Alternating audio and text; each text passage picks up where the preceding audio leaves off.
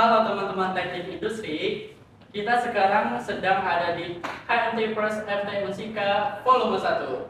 Nah, HMT First ini merupakan salah satu konten media sosial yang terdapat di HMT FT Unsika yang meliputi tentang keteknik industrian dan sebagainya. Di sini saya Irfan Maulana atau biasa dipanggil Irfan dari angkatan 2022. Di sini saya sebagai host yang akan membantu episode pada kali ini. Pada episode kali ini kita akan membahas topik yang sangat menarik dan relevan di perkembangan industri saat ini. Apakah kalian tahu, teman-teman, apa topiknya? Nah, topiknya ini adalah net zero emission. Nah, mungkin teman-teman semua yang sedang nonton ini kurang tahu apa sih itu net zero emission. Maka dari itu, tonton dan simak video ini sampai selesai, teman-teman. Nah, karena kita sedang membahas topik net zero emission, tentu saja di sini saya tidak sendirian. Saya ditemani oleh narasumber kita yang sangat hebat dan berprestasi. Halo, apa kabar? Ini alhamdulillah. Sebelumnya di sini juga saya sangat berterima kasih kepada Tete yang sudah berkenan menjadi narasumber kita kali ini ya, Tete. Karena kita belum tahu ya, mungkin teman-teman di sana juga belum pada tahu Tete ini siapa. Boleh gak sih Tete memperkenalkan diri terlebih dahulu dari nama, asal instansi, alamat, dan pengalaman Tete selama kuliah itu apa aja sih? Baik, terima kasih banyak Kak Irfan sebelumnya atas kesempatannya dan terima kasih juga kepada HMTI FT Unsika yang telah memberikan kesempatan saya untuk bisa menjadi narasumber ya pada podcast kali ini. Kenalkan teman-teman, saya Clara Tinanasmala Putri, biasanya dipanggil Clara atau Teh Clara. Saya di sini merupakan mahasiswa semester 7 program studi teknik industri Fakultas Teknik Unsika. Di sini saya kesibukannya saat ini semester 7, kita tahu lah ya bahwasannya semester 7 itu lagi sibuk-sibuknya semprot. Ya, lagi hati-hatinya untuk menyusun proposal gitu. Dan di sini kegiatan saya, aktivitas kesibukan saya ini, saya bekerja full time di salah satu instansi dan juga sambil menyusun semprot. Di mana di sini saya memiliki beberapa pengalaman selama saya berkuliah. Dari mulai semester 2 saya memang aktif dalam beberapa perlombaan dan juga saat itu saya sambil bekerja full time juga di tengah COVID. Dan di semester 3 ini saya aktif ikut perlombaan dan juga saya mengikuti salah satu beasiswa yang saya dapat informasinya juga dari HMTI FT Unsika. Maka dari itu saya mengucapkan terima kasih banyak kepada HMTI FT Unsika yang sudah memberikan banyaknya informasi kepada saya. Buat teman-teman semua yang ingin seperti Teh Clara yang sangat hebat dan berprestasi ini, teman-teman semua boleh pantengin IG HMTI FT Unsika ataupun di grup WhatsApp angkatan masing-masing seputar tentang IPPMTI seperti contoh di kiri ini. Berkat HMTI ini saya bisa dapat banyak informasi ya seputar lomba, beasiswa, dan di beasiswa ini saya memang terjun langsung dalam aksi-aksi kegiatan yang memang mendukung untuk konsep program dari net zero emission ini. Dimana kita sebagai anak muda memang harus bisa kontribusi ya, yang memberikan impact besar pada bumi kita saat ini. Dan selain saya aktif di kegiatan beasiswa, kemudian juga saya lomba dan juga kerja. Saya juga kemarin sempat ikut kegiatan Exchange and Conference di Malaysia dan Thailand, dan saya memang mengangkat isu terkait climate change di sini atau perubahan iklim yang tujuannya memang ingin mencapai net zero emission. Makanya memang sangat-sangat penting untuk kita bisa tahu terkait ruang lingkup dari net zero emission, climate change, and then sebagainya. Karena tugas kita ya kan ya sebagai anak muda tuh harus bisa aware sama lingkungan, sama sosial. Nah, itu teman-teman pengalaman dari Teh Clara yang sangat-sangat aktif ya teman-teman. Boleh gak sih Teh ngasih tahu atau tips kepada kita bagaimana cara Teteh membagi waktu keaktifan Teteh dengan kesibukan Teteh gitu di perkuliahan sama kesibukan Teteh yang sekarang. Mungkin boleh kasih tahu kepada teman-teman semua bagaimana cara membagi waktu tersebut. Jadi sebetulnya untuk membagi waktu itu memang cukup sulit ya kan ya untuk setiap individu, dan saya juga sebetulnya belum bisa membagi waktu secara optimal untuk diri saya sendiri. Cuma untuk sejauh ini saya memang membagi waktunya, karena saya kan kuliah sambil kerja, jadi memang harus bisa ada salah satu yang dikorbankan, dimana kita memang ingin mencapai sesuatu. Di sini saya memang jarang untuk bermain, karena memang saya fokus sama tujuan saya, yakni saya harus bisa lulus kuliah tepat waktu dan juga bisa mendapatkan beberapa experience. Dan salah satunya ketika saya kemarin ikut lomba, saya juga sambil kerja, saya juga sambil kuliah, itu bisa dibilang untuk jam tidur itu saya sekitar 4-5 jam itu udah sangat banyak, karena ketika saya pulang kerja saya harus nyusun tugas kuliah, saya juga harus nyusun materi untuk asdos juga. Kebetulan kemarin 4 mata kuliah dari 6 kelas kalau nggak salah. Saya harus nyusun modul di mana itu saya nyusun semuanya sendiri. Dan di situ ada trigger sendiri ketika kita memang sudah bisa mengatur jadwal dari tengah-tengah kesibukan itu, nanti akan ada reward sendiri bahwasanya oh ternyata kita bisa melewati semuanya. Jadi buat teman-teman yang masih sekarang terkendala terkait manajemen waktu, jadi teman-teman harus bisa fokus sama diri kalian sendiri, sama tujuan kalian itu apa. Nanti manajemen waktu itu akan mengikuti sendiri. Keren sekali ya Lala ini, dia sangat aktif terus bisa memanajemen waktunya. Mungkin di sini intinya tuh kita harus berkorban ya Teh, harus bisa berkorban untuk mencapai sesuatu ya kan. Nanti sebelum kita pembahasan ke intinya tentang net zero ini, mungkin di sini teman-teman semua yang sedang nonton kepo nih Teh, bagaimana Teteh pengalaman, bisa nggak sih Teteh menceritakan sedikit pengalaman Teteh di bidang ini, terus kenapa Teteh ini mengangkat topik ini dan apa yang sudah Teteh lakukan terhadap yang sudah Teteh lakukan di bidang ini?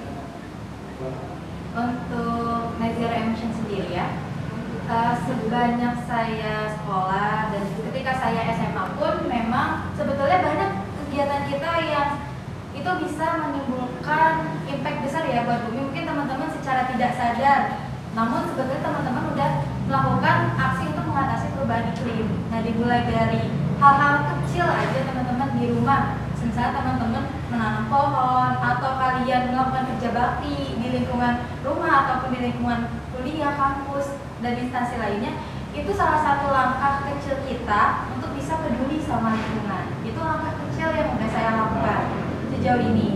Dan juga dari beasiswa ini saya waktu itu ikut aksi di mana mengungut sampah, yang itu kami kemarin sempat berkumpul sekitar berapa ratus kilogram, sekitar 500 kilogram. Jadi hasil pemungut sampah itu dan diolah menjadi eco-brick, dan itu memang alhamdulillah memberikan dampak signifikan ya untuk desa, untuk lingkungan juga. Dan untuk yang PLTS dan solar dryer ini kemarin itu ketika kami membangun PLTS dan solar dryer itu memberikan impact sebesar 85.000 ton, kami bisa mengurangi emisi karbon di atmosfer, dan itu sudah terbuktikan dari website yang sudah dipublikasi. Berarti Teteh itu pengalaman itu dari beasiswanya ya Teh? Betul. Berarti beasiswa udah ikut sama kayak pelatihan gitu ya? Dan aksi-aksi. Ya. Dan beasiswa ini juga saya dapat infonya dari AITI. Oke teman-teman semua, kita lanjut ke pembahasan topiknya ya. Di sini saya akan sedikit menjelaskan tentang net zero ini menurut saya Teh. Jadi kalau misalkan nanti ada yang salah, nanti tolong diluruskan ya Teh. Baik teman-teman, di sini net zero itu adalah kondisi di mana jumlah gas rumah kaca atau GRK yang dilepaskan ke atmosfer seimbang dengan jumlah GRK-nya yang diserap atau dihilangkan. Jadi perusahaan tidak hanya fokus mengurangi emisi, tetapi juga meningkatkan penyimpanan karbon untuk mengimbangi emisi yang tak terhindarkan. Oke teman-teman, tadi itu merupakan pengertian net zero dari saya gitu. Karena kita sudah ke pertanyaan dan sekaligus ini pembuka pertanyaan pertama nih Teh. Saya ingin meluruskan menurut pandangan Teteh ini apa sih sebenarnya pengertian net zero emission menurut Teh Clara? Boleh Teh Clara? Baik, terima kasih banyak Kang Ivan. Izin menanggapi dari statement Kang Ivan, betul sekali bahwasanya net zero emission ini kita program di mana kita harus bisa seimbang antara gas emisi rumah kaca yang dikeluarkan ke atmosfer sama penghapusan gas emisi rumah kacanya. Betul sekali dari statement Kang Ivan. Dan di sini saya ingin menjelaskan lebih rincinya menurut pendapat saya. Jadi untuk net zero emission ini merupakan program yang diusung oleh United Nations atau PBB di Prancis. Itu sudah disepakati oleh beberapa negara bahwasanya ini merupakan salah satu program dari tujuan kita untuk bisa mengatasi perubahan iklim atau climate changes. Climate changes is the one of biggest problem in our planet. So we are as a Gen Z, sebagai anak muda, kita harus bisa bagaimana caranya berkontribusi untuk mengatasi perubahan iklim di lingkungan kita saat ini. Di mana net zero emission ini merupakan langkah untuk bisa penghapusan gas emisi rumah kaca. Mungkin teman-teman ketika SD dan saya pun dulu mikirnya gas rumah kaca itu rumah yang ada kacanya. Iya, betul sekali. Saya juga dulunya mikirin kayak gitu. Betul, kebanyakan orang tuh mikirnya seperti itu. Namun ketika saya SMA dan kuliah, saya juga baru sadar ternyata oh, gas rumah kaca itu merupakan gas atau asap yang ditimbulkan dari pembakaran fosil, karbon dioksida, metana yang dulu teman-teman pernah belajar di SMA kan.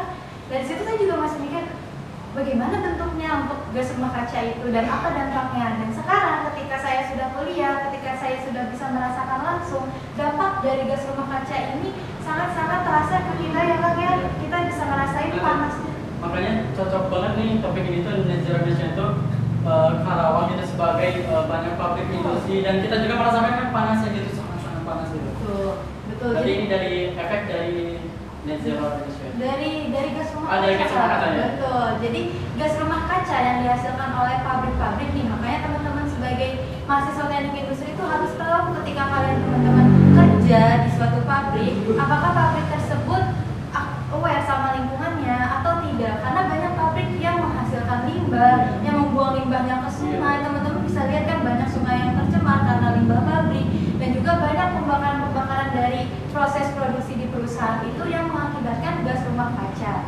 Makanya perlunya ada program net zero emission ini untuk mengatasi berbagai perubahan iklim tersebut, dimulai dari pembakaran gas karbon dioksidanya, metananya. Nah, teman-teman yang mungkin sekarang ngekos di Karawang, menetap nih di Karawang, ngerasain kan panas banget sama Karawang.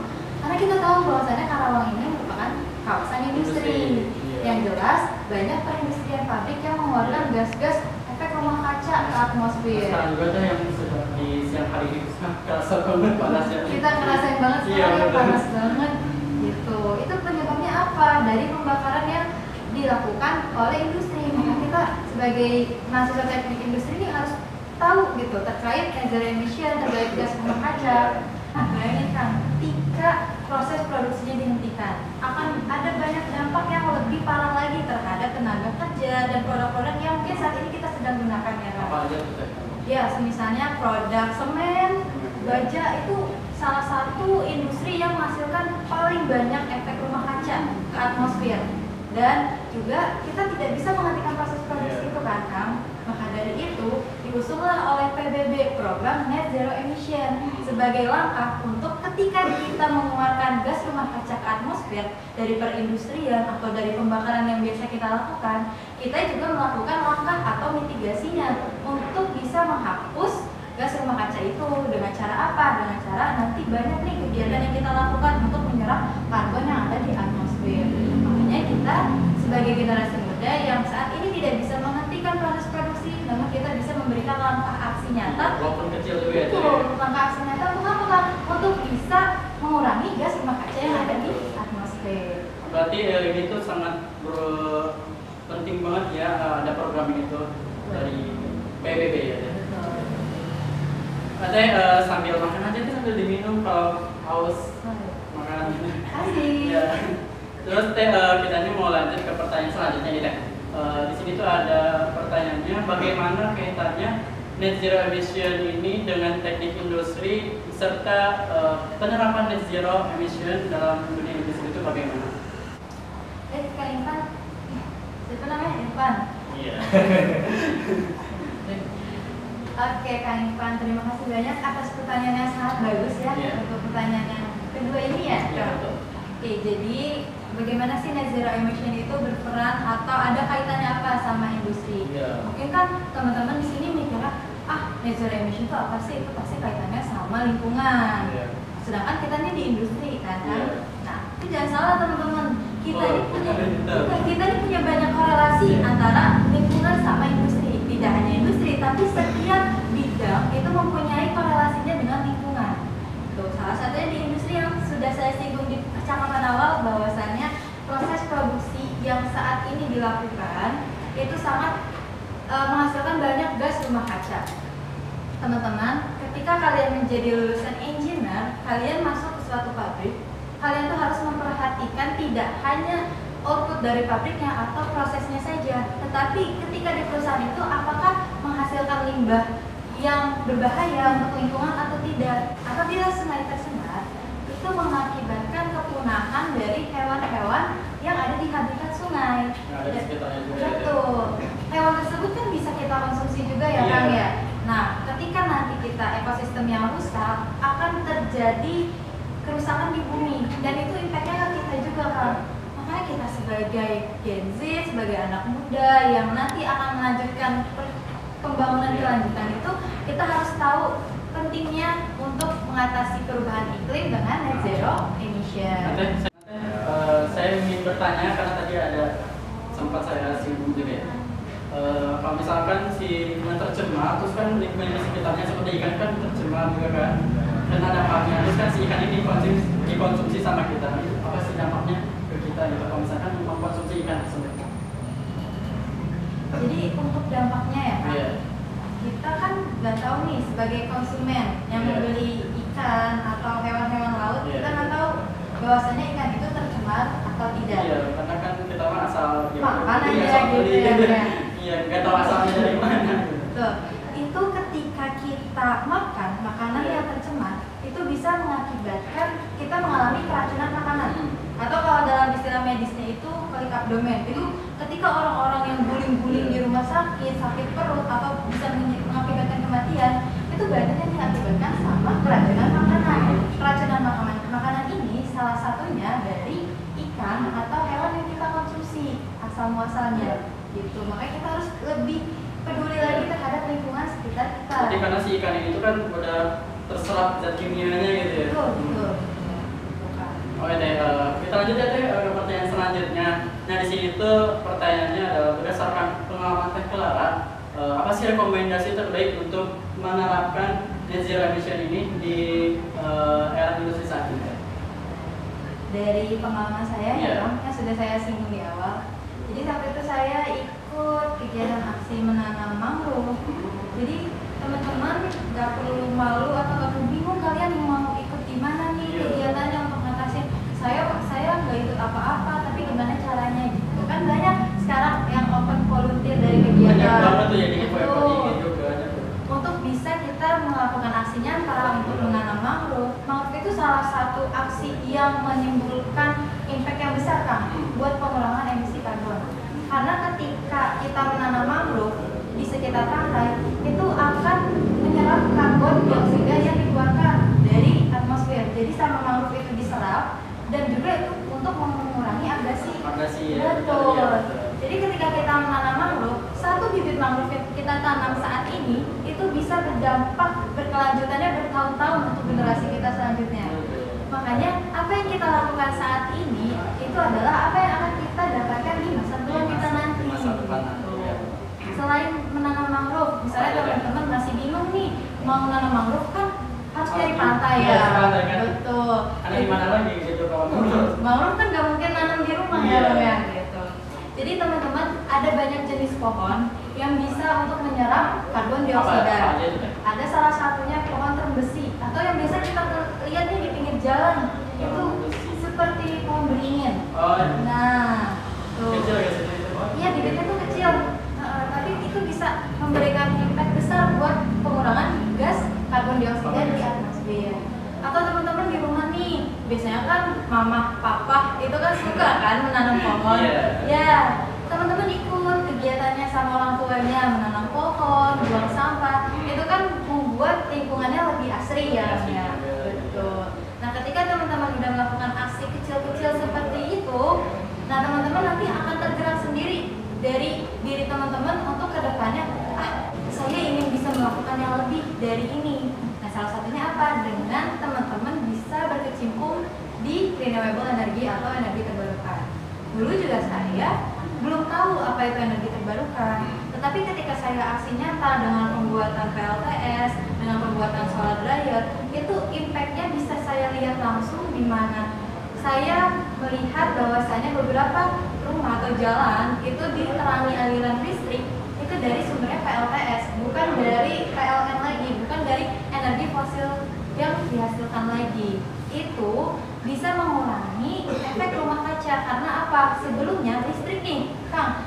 Akang nih sebelumnya tahu nggak kalau listrik yang dialirin di kita ini berasal dari mana? Setahu saya sih teh dari PLN, tapi nggak tahu ya itu benar atau enggak. Gimana menurut Teteh? Betul kan? Jadi aliran listrik nih saat ini nih kita yang gunakan itu dari PLN. Nah, sumber energi listrik yang saat ini kita gunakan itu dari fosil. Fosil dinosaurus di masa lalu. Nah, Itu bisa. betul. Oh, iya itu memang saat ini listrik yang kita gunakan itu dari pembakaran batu bara, dari minyak bumi atau dari fosil-fosil dinosaurus di masa lalu. Namun kita bisa bayangkan ketika kita menggunakan energi listrik saat ini itu berasal dari fosil, dari batu bara terus-terusan, apa nggak akan habis di masa depan? Masih habis sih. Karena kan yang namanya fosil itu bisa habis kan di masa depan. Makanya sekarang pemerintah, terutama PBB dan instansi di berbagai belahan dunia itu sedang mencari cara bagaimana caranya supaya fosil yang saat ini kita gunakan sebagai sumber energi ini tidak habis. Ya, tapi kayak mungkin tidak pasti ya. Iya. Namanya dipakai terus menerus kan pasti habis ya Teh. Betul, makanya kita beralih ke energi terbarukan. Dan presiden kita juga memberikan saran ataupun sangat menyarankan kita untuk beralih ke energi terbarukan. Salah satunya apa? Dengan penggunaan motor listrik dan hal-hal yang bisa menggantikan fosil untuk menghasilkan energi. Oke deh, kita lanjut ke pertanyaan selanjutnya. Di sini tuh apa sih peran serta tantangan seorang teknik industri dalam mendukung atau mencapai net zero emission, dan teknologi apa saja yang bisa digunakan serta bagaimana cara mengatasi? Jadi untuk kita sebagai orang industri engineer, peran kita untuk bisa mewujudkan net zero emission ditambah tantangan itu cukup besar juga ya Kang. Karena kita kan nanti lulus itu akan berkecimpung ke dunia industri, ya di pabrik. Dan kita nanti akan melihat bagaimana alur proses produksinya. Nah, kita sebagai fresh graduate nih, ketika kita masuk ke perusahaan, ketika melihat proses produksi yang dikategorikannya belum ramah lingkungan, itu kita harus bisa menggerakkan hati kita untuk bisa mensosialisasikan ke perusahaan. Bagaimana caranya kita bisa memberikan rekomendasi membuat proses produksi yang ramah lingkungan agar tidak menimbulkan limbah yang tercemar seperti yang kita bahas di awal. Namun tantangannya cukup besar Kang sebagai kita mahasiswa nih. Yang pertama pasti proses produksi yang di perusahaan itu sudah berlangsung lama. Kita sebagai mahasiswa belum tentu bisa mengubah proses produksi tersebut. Yang kedua, untuk beralih dari energi fosil ke energi terbarukan itu membutuhkan biaya yang banyak Kang.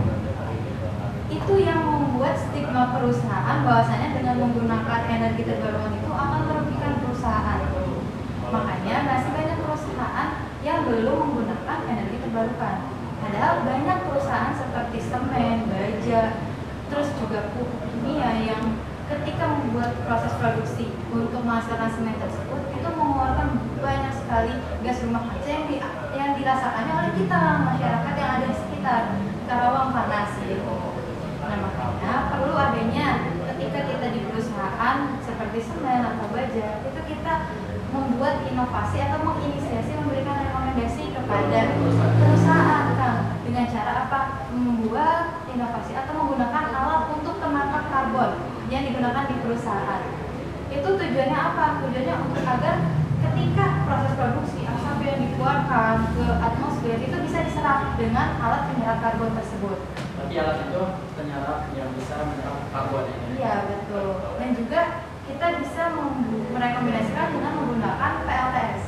Karena PLTS ini bisa digunakan di mana aja, di rumah juga bisa, di atap. Bahkan ketika kemarin saya ke university di Thailand pun, dia energinya udah dari PLTS, bukan dari listrik yang ada di lingkungan lagi, yang ada dari fosil lagi.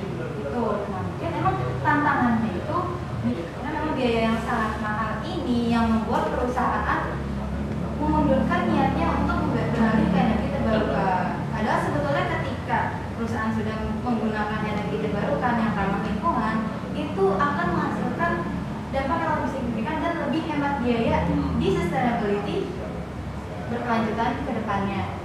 Harapannya kita bisa memberikan perubahan ke industri yang akan mendatang dengan menghadirkan industri yang ramah lingkungan. Itu tugas kita sebagai engineer industri. Terutama teknik industri ya. Betul. Sangat menarik sekali ya pembahasannya tentang net zero ini. Tapi tadi sebelum kita lanjut ke penutup nih, di sini tuh ada pertanyaan dari teman-teman salah satu angkatan. Dan sebelumnya juga kami sangat mengucapkan terima kasih dan berapresiasi kepada teman-teman yang sudah mengisi Google Form yang sudah kita sebar. Nah, di sini tuh kita ada pertanyaan dari salah satu teman-teman dari angkatan teknik industri dari Google Form itu, yaitu bertanya gini teh, bagaimana cara mengurangi gas emisi tersebut dengan sangat-sangat signifikan? Mungkin bisa Tata jawab.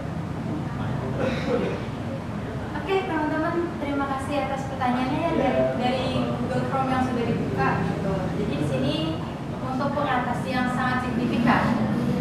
Dimulai dari mana nih kan kita nih ya sebagai Gen Z ya Kang? Betul, kita ini kaum Gen Z sekarang. Kaum Gen Z, dimana kita ini harus banyak aksi nyata terhadap perubahan di bumi kita. Kaum Gen Z itu memang harus banyak berinovasi Kang, karena kalau bukan berinovasi bukan kaum Gen Z namanya. Oh gitu ya. Caranya bagaimana sih Kang? Caranya yang pertama, kita nih ketika yang kecil-kecil aja di rumah sekitar nih buang sampah pada tempatnya. Itu kan memang itu kan sudah banyak diomongin ya Kang, buang sampah pada Itu tempatnya. mah udah kesadaran dari kita juga sih. Udah memang harus dilaksanain gitu. Udah banyak banget tuh peringatan untuk buang sampah sembarangan. Salah. Buang sampah pada tempatnya. Bener teh, peringatan dilarang buang sampah sembarangan. Dilarang ya kan dilarang. Gue suruhnya buang sampah sembarangan. Salah. Oh, salah. Maka kecil-kecil aja seperti ketika kita ada di rumah nih, kita buang sampah di tempatnya. Jangan sembarangan. Karena itu sebetulnya udah diajarkan ya dari kita TK. Tapi itu udah dari sejak dini juga udah diajarin ya. Namun kan banyak yang belum mengimplementasikannya. Jadi itu bagaimana diri kita kesadaran kita pribadi ya. Ketika sampah kita menumpuk, itu nanti akan menyebabkan limbah juga Bang. Makanya kita harus bisa Yang membuang paling penting juga ya teh, kayak sampah kan menyebabkan kayak banyak penyakit juga. betul, Oh, betul. iya. Iya, penyakit kulit itu banyak kan dari sampah. Iya. Sampah itu harus kita bisa bedain mana yang bisa diolah, mana yang tidak. Nah makanya itu kita tuh harus bisa merekomendasikan ke berbagai instansi, terutama kita nih sebagai anak teknik ya, yang nanti akan bekerja nih. Kira-kira kita ngasih saran nih ke perusahaan, bagaimana caranya kita bisa membuat packaging atau desain kemasan produk yang ramah lingkungan. Jadi Nah, sekarang tuh udah banyak inovasi-inovasi yang ramah lingkungan dari si kemasan produk itu ya. betul, jadi dari bahan-bahan alami. Jadi kita mengurangi plastik yang sekali pakai. Terus juga setelah kita langkah kecil dengan membuang sampah pada tempatnya, kita juga bisa memberikan dampak yang lebih signifikan. Karena memang untuk penggunaan energi terbarukan, saya sangat merekomendasikan energi terbarukan. Karena memang sudah terbukti untuk energi terbarukan seperti PLTS itu bisa mengurangi beribu-ribu ton untuk gas rumah kaca yang di atmosfer. Karena kalau bukan kita, siapa lagi kan? Lagi itu teman-teman. Oke kan, jadi kita sebagai Gen Z itu memang harus peduli sama lingkungan. Terus juga karena ketika kita memberikan inovasi saat ini dampaknya di masa depan di anak cucu kita kan. Jadi kita sebagai Gen Z kita berinovasi, kemudian juga kita perlu dukungan dari pemerintah, kita mengusahakan regulasi dari pemerintah sehingga Gen Z berinovasi, pemerintah memberikan regulasi untuk menciptakan Indonesia yang sustainability. Dan kita yang harus bergerak. Betul kan? Kalau bukan kita, Siapa lagi? Oke teman-teman, ini tadi pembahasan kita tentang net zero emission bersama Teh Clara. semoga obrolan kali ini bermanfaat dan bisa memberikan wawasan baru buat kalian yang mungkin sedang mencari lebih tahu dalam tentang keberlanjutan dan peran kita sebagai mahasiswa teknik industri. Sebelumnya terima kasih kepada Teh Clara yang sudah berkenan dan sudah hadir di acara podcast kali ini. Dan tidak lupa juga kami berterima kasih kepada semua penonton yang sudah menonton sampai akhir. Sampai jumpa di HMTI First selanjutnya. Bye.